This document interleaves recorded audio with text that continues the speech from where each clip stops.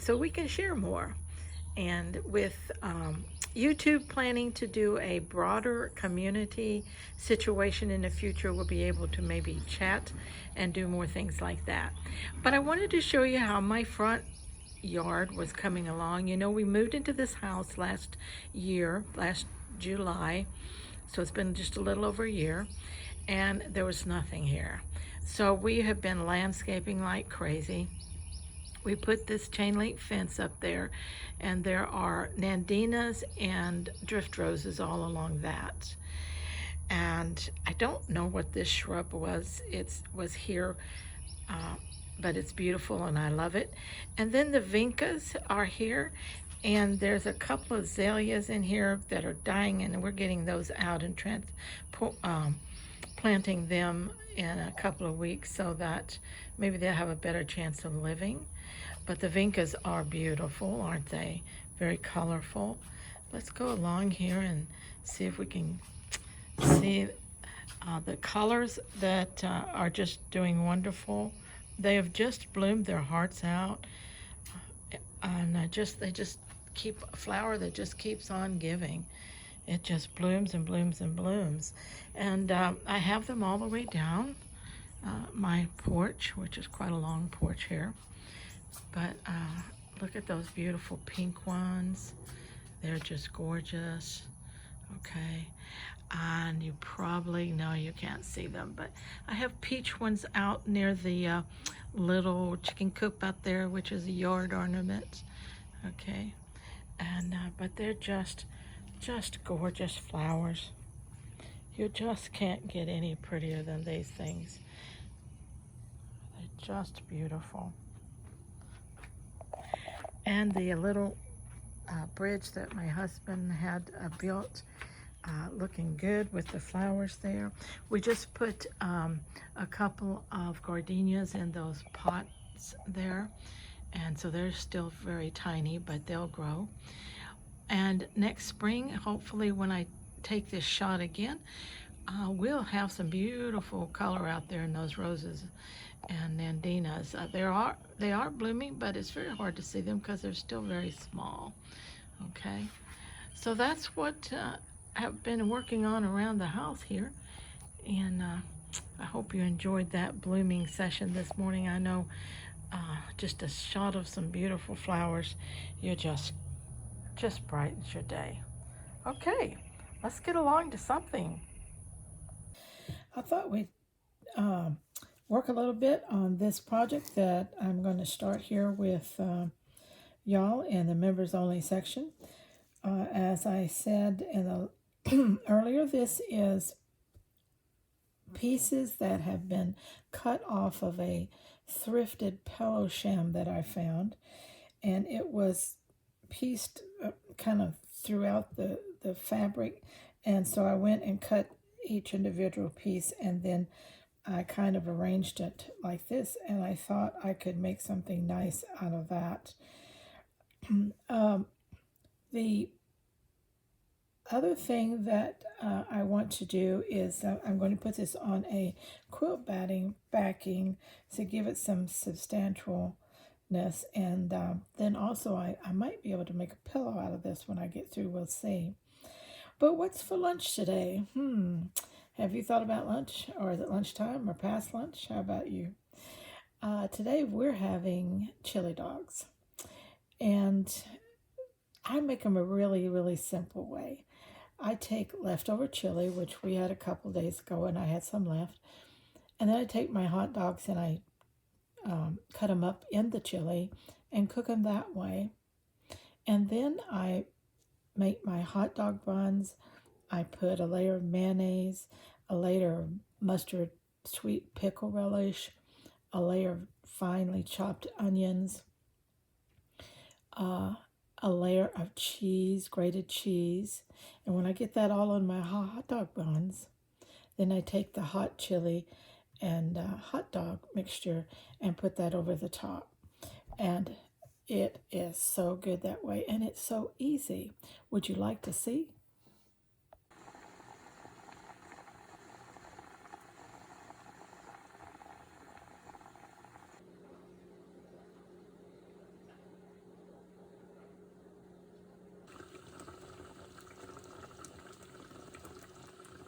Well, did that look good to you?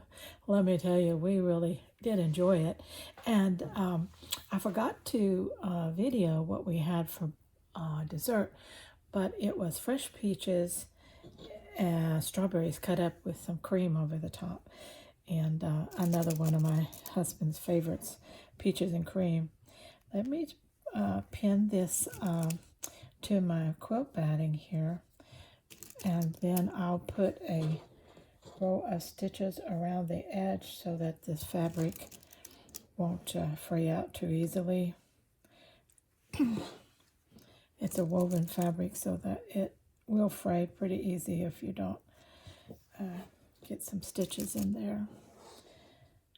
Okay, let's see. I love this pieces of this applique. I think it's just gorgeous, and it's amazing what you can find sometime at a thrift store.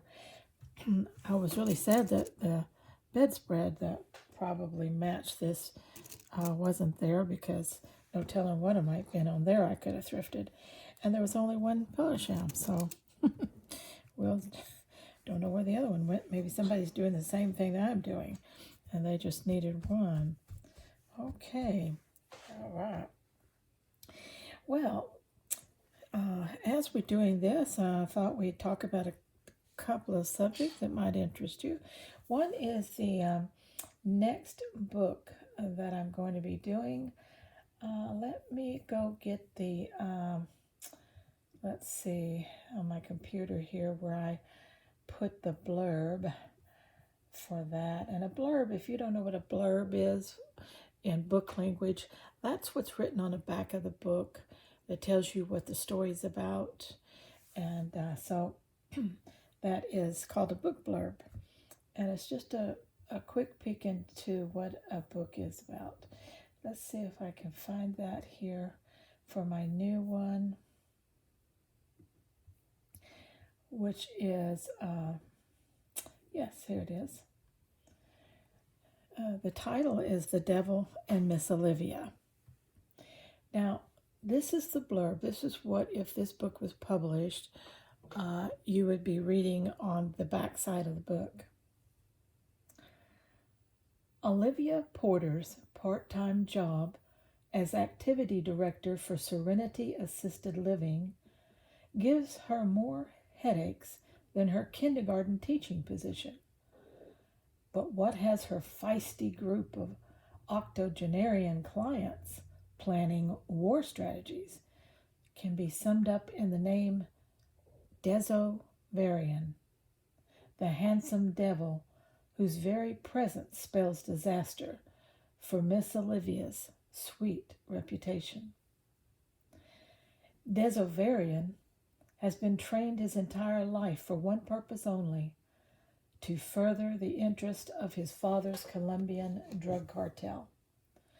He spent the last 4 years establishing a legitimate U.S.-based corporation that appears to have no connection to the Colombian drug trade. No one knows better than Dezo how thin a line that is. Raised by a violent and money-crazed father and targeted by equally dangerous and greedy competitors, he survived every type of threat until now, until Miss Olivia appeared in front of him for the second time, until she looked at him with those innocent eyes that tore his heart from his chest. That would be the blurb. Now, when I get a story idea, a lot of times I try to write that blurb first, because from the blurb then I'll go on to write a synopsis, a little bit bigger and more expanded idea of what the book's going to be about. And to do that, what I try to do is take myself out of the picture, and I try to take that blurb and ask 4 or 5 questions as if I weren't the author but somebody else was, and see what I could come up with to help myself expand this story idea. So here was the 5 questions that I came up with for that blurb. The first one was, how might the contrast between Olivia's work with kindergartners and elderly residents of Serenity Living facility contribute to her character development and the story's dynamics? That's very interesting. Her job, her profession, who she's with all the time, kindergartners or 80-year-olds, that has a lot to do with her character, because certain characters can handle those type things and others can't. So that's a good deep question that I can expand on. Now the second question was, what potential conflicts and tensions could arise from the different positions of Olivia's sweet reputation and Dezo's background in the drug cartel? That's a loaded question, isn't it? What kind of conflicts? Everything in my mind right now would be a conflict between these two. Their background, their present, and their future would all be conflicting. So lots of room to expand there. Let's go to question 3. How do you think the author might explore themes of redemption and personal change through Dezo's character, given his upbringing and current situation? Well, now we know that the protagonist and the antagonist. The antagonist in this case would be Dezo, and he's going to have to change to have a love story between him and Olivia. And so that is what this question's all about. How to explore those themes of redemption and personal change. How do we get his character to see the need for change and then to put it into play? Okay, question number 4 was, what role do you anticipate the feisty group of assisted living clients will play in the story, and how might they influence the relationship between Olivia and Dezo? So if you have a bunch of old people in an assisted living facility, how are they going to play in with this story? Not to mention the kindergarten kids that she teaches. Again, and the 5th question, based on the blurb, how do you expect the author to balance the romantic elements of the story with the more serious themes of drug cartels and violence? Now, I haven't gotten real deep into that yet. I have worked on expanding some of those ideas, how that might play out. But as you can see, that's how I began to flesh out a story. I begin by asking questions that I might ask another person who's writing this story. Taking myself out of the picture as an author really helps me get a better vision from the outside. And so forming these questions will help me expand this story themes. Okay, so I thought that might be kind of interesting to you, how I will work on this and play this. The blurb I like very much. I don't think I'll change it at all. It really sets up the storyline very well. And of course, this is a romantic suspense, so it will have a little bit of both of those in it. And I think we have some very good characters here. The fact that they're opposites, great. That's going to work out well. On our next video for members only, we'll be going into the prologue. I have already written the prologue to this story. I think you're going to enjoy that, and we'll get into that. Okay, let's look here at what we're going to do here. I'm going to find some brown thread. Surely I've got some in here that'll match already. I need a really dark brown because I'm going to start outlining here. And guess what? I have all kinds of browns, but I do not have a dark brown, so I'm going to have to go hunting a brown. Okay. Now, I know these videos that I'm going to be making for members only are going to be a lot longer, and you may have to watch it in 2 or 3 segments if it's too long altogether. But I want to give value for the money that you're paying. I want to spend more time with you, talk to you more, bring you into my world more, and just share with you so much more. And to do that takes time. So I hope you'll stick with me. When we get set up here, we'll look at that theme of bullies. Now that one looks pretty good, doesn't it? That one matches really good. I think because the first thing I'm going to do is outline these dark areas. And then I'm going to decide if I want to embellish bead, sequin, or whatever I want to do some of the other part. And now I need a gold because I need to be, it needs to be a really light gold. That's pretty good.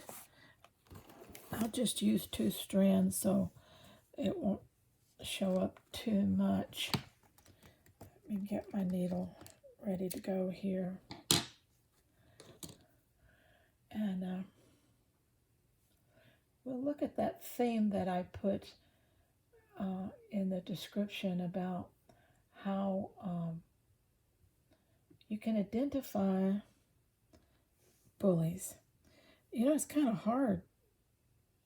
We think of bullies as kids in school, something like that, but often we have bullies in our adult life, and sometimes we end up being a victim because we just don't really tag these people correctly. And if you don't tag a bully correctly, you don't know how to deal with them, and they end up hurting you a lot. So let's dig into that just a little bit more. I had an older lady tell me in a nursing home, because I'm 78, but I'm not in a nursing home yet, but she said, I never dealt with bullies till I came to the nursing home. And she said some of the clients there who were not in their really right minds could be troublesome at times. And but she said a couple of the attendants had that type of personality, and I thought, isn't that sad? Someone who's working with older people definitely doesn't need to be a bully. But at least she was identifying them, and she had strategies for working with them. So I was glad to hear that. So, all right, let's start just tacking this, securing this outside part down. Whoa, let's get these out of our way. We'll just do a running stitch, okay?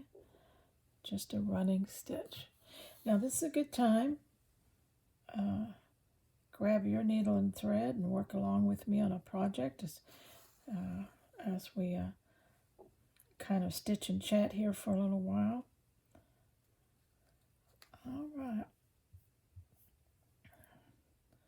Now,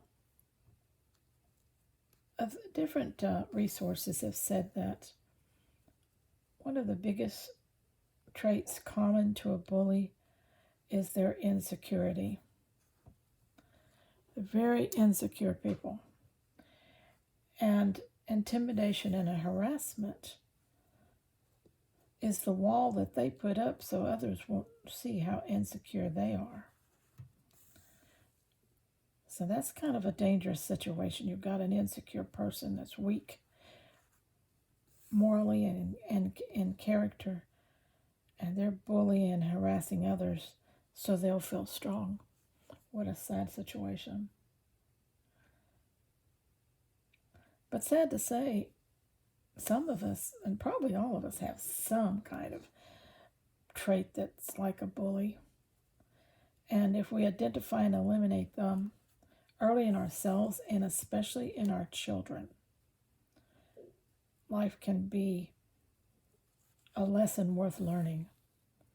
It'll take work and soul searching and a lot of engagement, But behavior patterns won't change overnight, but they do change if they're worked on.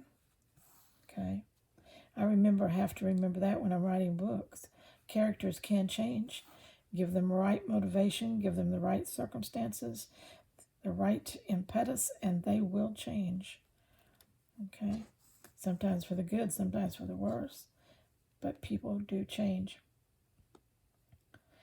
Another thing to remember is that no one normally, unless they are mentally deranged, is born a bully.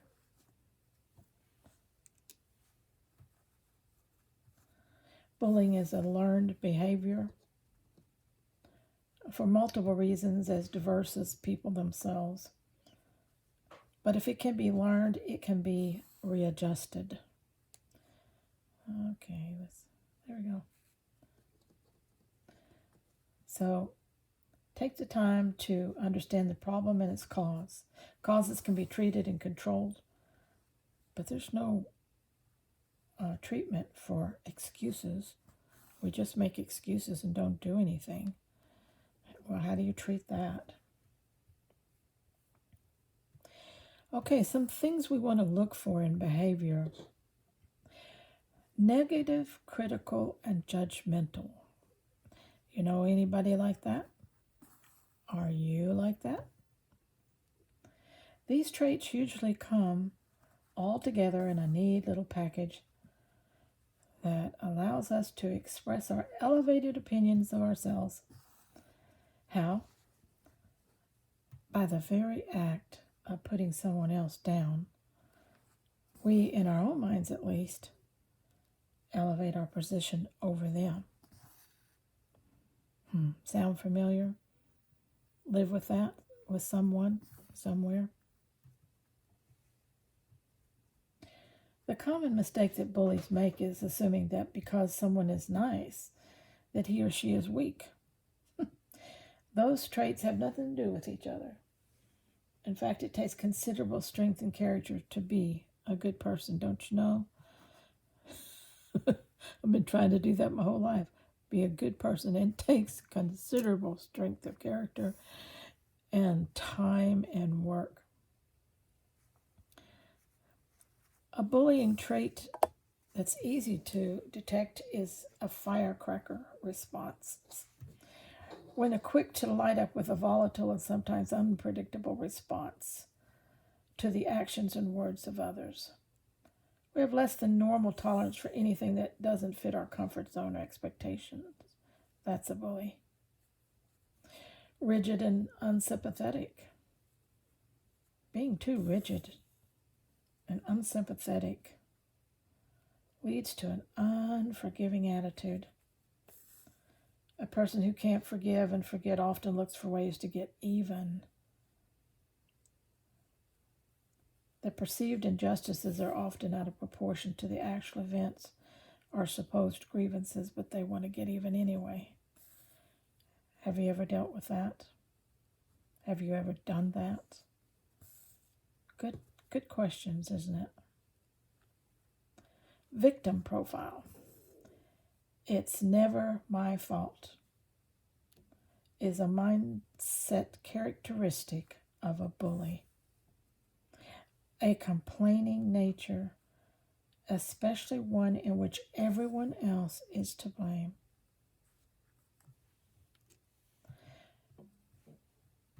They find it intolerable to take any form of criticism.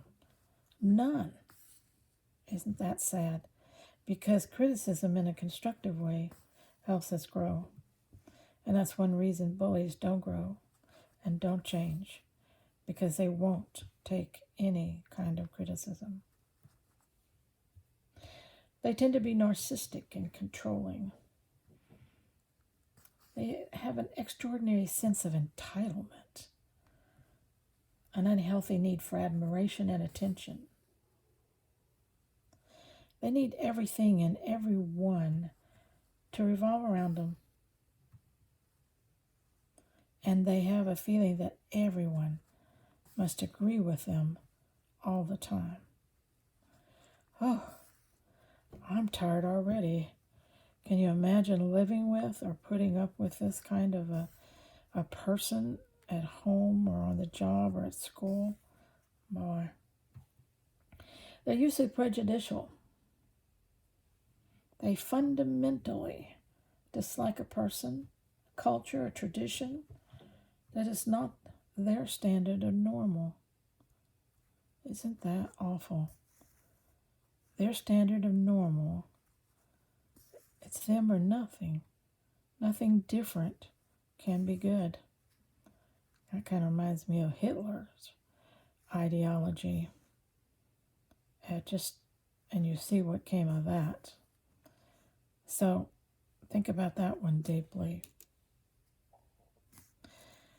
The other thing that a bully is a destroyer. They don't create. They don't build. They don't nurture. They destroy. When they see that others have talents and abilities, privileges and personal happiness beyond theirs, the first thing they want to do is destroy it. While they might not take just an in-your-face action to do so, they might sit back and be the person who's really gloating when something bad happens to you. They're glad when you lose that job you wanted. They're glad when you make mistakes or you're reprimanded.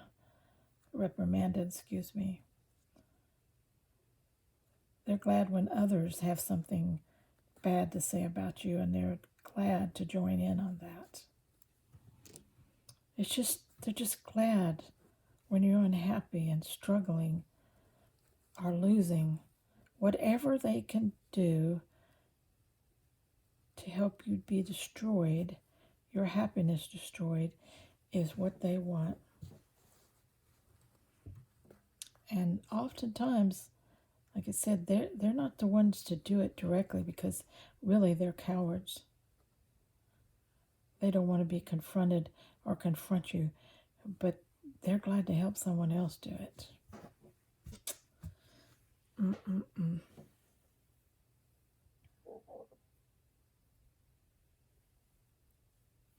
So, if we were to pull it all together in a conclusion, especially for an adult, being a bully is a matter of choice. If we have an unhealthy behavioral pattern, we can choose to change.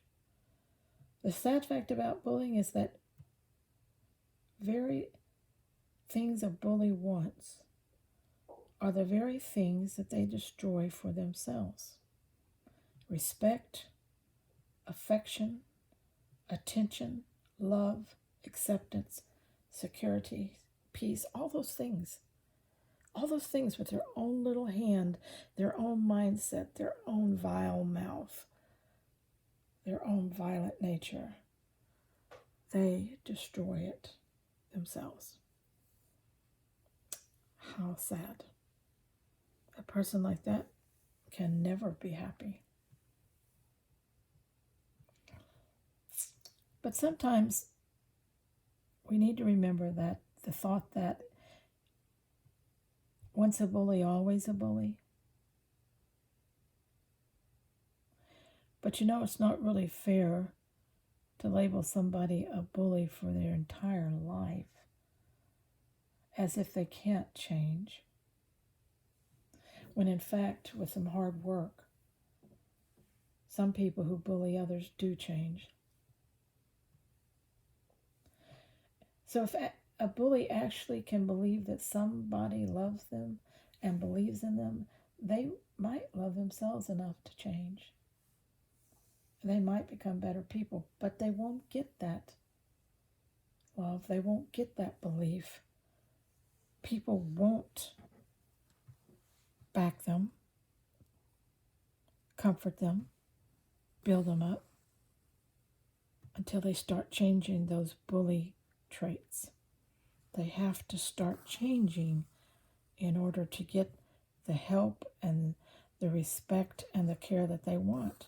And they can't change for a day, an hour, or just a situation. It has to be an inside out change. It can't be done overnight, no. Everything can't be changed at once, no. But a bully can change one trait at a time. It can be done. So I hope this helped you, because I know in my life I've met a couple of bullies before, especially on the job when I worked. Oh my. If I hadn't spotted that personality off right away, it would have caused me no end of misery. But also, we want to be able to think about relationships. I write romances, and I know from the start that if a person has a bullying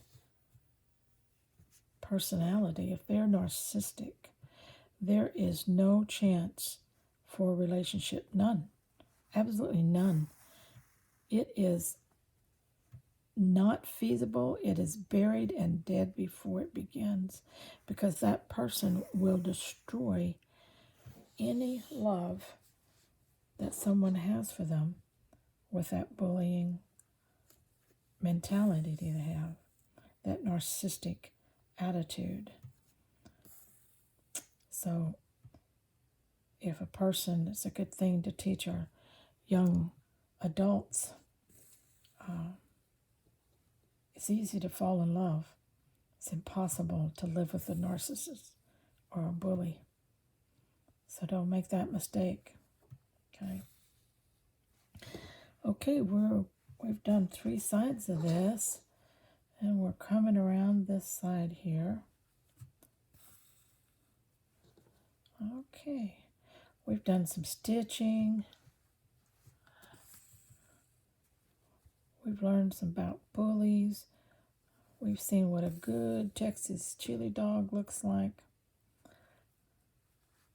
We saw how my vincas are doing in my front yard. And I have so enjoyed just spending this time with you. This has been so relaxing for me. I think I'm going to love these longer videos that I make for my members only, where I just get to be me. I just get to chat and do things. I just get to bring you along in parts of my life that I don't share with the general public out there. But thank you so much for being a member. And thank you. And if there's anything particularly that you'd like for me to talk about or do or anything, just drop it in the comments. I'm open. And please comment on the stories that I put on. That really helps me as a writer to know what works and what doesn't work, what people like, what touches their hearts, what kind of characters they connect with, all of that. And if you have any input on this new story, The Devil and Miss Olivia, put it in the comments. I'm just excited to hear from you. Think about those questions that I asked myself, and how would you answer them if you were writing this story? And how would you expand on that blurb? All those things might be the very key to me writing a better book. So I'm open to any help I can get out there for that. So, meanwhile, if you haven't already, consider joining our Hugs and Stitches program and make a few people happy, comfort a few depressed souls in the world, wherever you live, by just creating some little items and letting them know that every stitch in it represents a hug. They're never alone, and they're never without a hug. They can hold it in their hand. They can look at it. They can do whatever they want with the item. But keep it close, because that's their whole batch of hugs. And we all need those from time to time, don't we? Okay, well, I did all that stitching. All I did was get it tacked down. Boy, I don't know about me, but I'm slow here. Okay, All right. All right. Until our next video, please stay stitch happy, stay with me, and again, thank you for being a member